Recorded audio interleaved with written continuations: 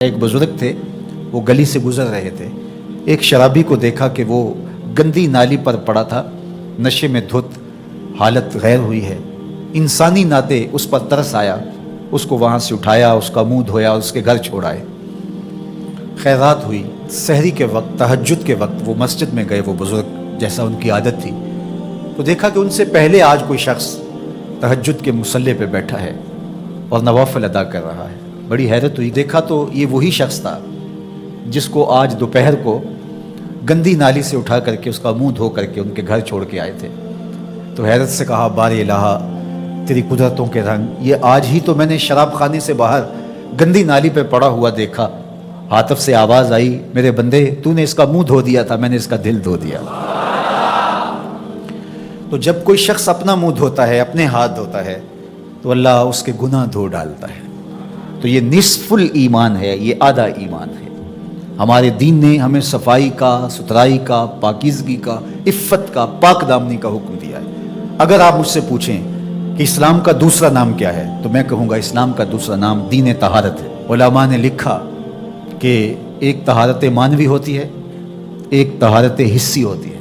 ہمارا دین متقاضی ہے اس بات کا کہ ہمارا دل شرک سے، کفر سے پاک ہو، ہمارا دماغ غرور سے، تکبر سے، اور ہمارا عمل ریا سے، ہمارا دل تصنع سے، بناوٹ سے، حقد، کینے اور بغض اور نفرتوں سے پاک ہو۔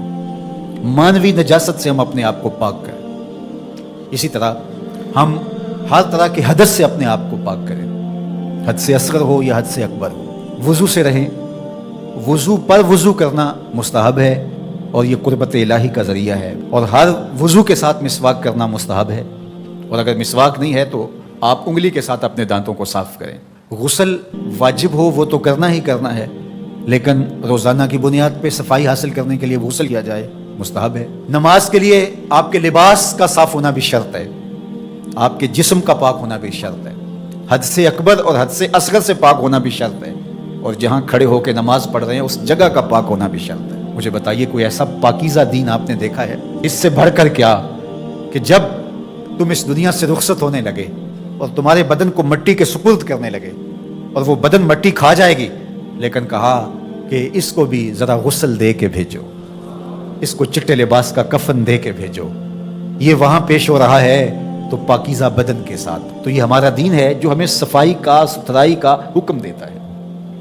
اپنے ماحول کو پاک رکھیں، ماحول کو ستھرا رکھیں۔ دنیا کے اوپر بسنے والی قومیں جب ترقی کی راہوں پہ گامزن ہوتی ہیں تو وہ ان چیزوں کا بہت خیال رکھتی ہیں۔ ہم جب ترقی کی راہوں پہ گامزن تھے تو اس وقت ہماری ستھرائی کی، ہماری پاکیزگی کی، ہماری عفت کی مثالیں دی جاتی تھیں۔ جب پیرس کی گلیوں میں کیچڑ تھا، بغداد عروس البلاد کہلاتا ہے۔ آج مسلم دنیا کے شہروں کی کہانی دیکھ لیجئے، کہا جاتا ہے فلاں ایشیا کا گندہ ترین شہر ہے، فلاں دنیا کا گندہ ترین شہر ہے۔ اپنے اطراف میں پھیلی ہوئی گندگیاں دیکھیے، گھر سے شاپر میں گندگی ڈال کر کے اپنے ہی گھر کے دروازے پہ پھینک کے ہم سمجھتے ہیں ہم نے گھر کی صفائی کر لی، تو وہی پھر پاؤں سے، گاڑی کے ٹائروں سے لگ کے پھر ہمارے اندر جا رہا ہوتا ہے۔ ہمارے دین نے تو ہمیں یہ کہا، اگر کوئی راستے میں گری پڑی چیز کو جو گزرنے والوں کے لیے رکاوٹ بنے، اس کو اٹھا کے ہم پھینک دیں تو یہ جنت کے راستے کی ضمانت بن جاتی ہے۔ اور ہم نے 8 فٹ کی گلی میں 3 فٹ کی تھڑی پکی ڈال دی، ہم نے جنریٹر باہر لگا دیا، ہم نے گھر کی موٹر باہر لگا دی۔ اگر ہمارے گھر کے پاس کوئی خالی پلاٹ موجود ہے تو وہ گندگی کا ڈھیر بن گیا ہے۔ گھروں کے اندر ہزاروں اخراجات ہیں لوگوں کے، 20، 25، 30 ہزار روپیہ ماہانہ خرچہ تو عام گھر کا ہے، لیکن جو عمرہ ہیں 2، 4 لاکھ روپے ان کا ماہانہ خرچہ ہے۔ تو جہاں اتنا خرچہ ہر بندہ اپنے گھر میں کر رہا ہے، تو صرف 1 ہزار روپیہ ڈال کر کے اپنی گلی کی صفائی کا اہتمام نہیں کر سکتا، اپنے چھوٹے سے محلے کی صفائی کا اہتمام نہیں کر سکتا؟ اگر وہ کر لے تو 1000 روپے اس کو بجلی کا بل بچ جائے، وہ جو روز دھوتا ہے اپنے گھر کو اور یہی گندگی پاؤں سے لگ کے اندر جا رہی ہوتی ہے، اگر محلہ صاف ہوگا تو یہ نہیں جائے گی، اس کا اپنا فائدہ ہے، اس کا 1000 روپیہ پھر بھی بچ جائے گا۔ لیکن ہم اس کو کرنے کے لیے تیار نہیں، اپنے گھر کو صاف کر لیا اور باہر گندگی ڈال دی، اور دوسرے نے بھی اپنے گھر کو صاف کر لیا، باہر گندگی ڈال دی۔ راستے کے اندر گاڑی کھڑی کر دینا، چلتے راہ کے اندر ریت مٹی پھینک دینا، اور پھر 2 دن اس کو اٹھانا ہی نہ، لوگ اذیت سے گزرتے، کوئی بات نہیں۔ کس طرح کا معاشرہ بن گیا ہوا ہے؟ کس طرح بندہ گوارا کرتا ہے کہ اس نے سڑک پہ موٹر سائیکل کھڑی کی ہوئی ہے اور پیچھے ٹریفک رکی ہوئی ہے، اور وہ مزے سے جو ہے وہ اندر سے کلفی لے رہا ہے، کوئی اور چیز لے رہا ہے، اور لوگ ہارن بجا رہے ہیں، وہ کہتا ہے بیٹھ جاؤ تنو آگے لگی ہے، وہ کہتے ہیں جی اس نے بھی تو روکا ہوا تھا، مجھے کیا ہے؟ عجیب کہانی ہے بھائی۔ کیا یہ ایک مسلمان کا طریقہ یہ تو ایک اچھے انسان کا طریقہ بھی نہیں ہے. مسلمان تو اس سے اوپر والے درجے کا شخص ہوتا ہے. اچھا انسان ہونا بہت بڑی بات ہے, اچھا مسلمان ہونا تو اس سے بڑی بات ہے.